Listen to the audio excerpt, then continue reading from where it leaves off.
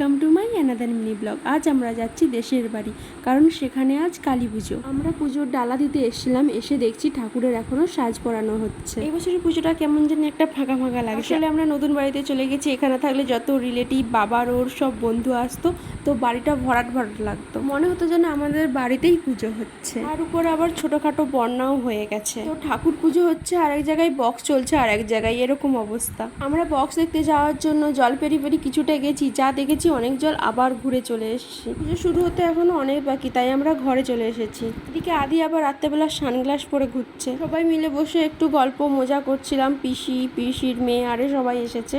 এর মধ্যে আবার অনেকের কাণ্ডটা দেখো, পাঁপড় ভাজার চিক গোলায় ঝুলিয়ে খাচ্ছে।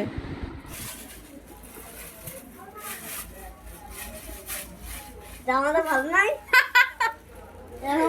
এটা আবার কি ডিজাইন।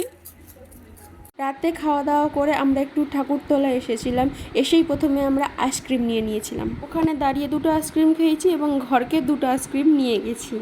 তো আজকের মতো এখানেই। ব্লগটা কেমন লাগলো জানিও, আর বেশি বেশি করে লাইক করে দিও। টাটা।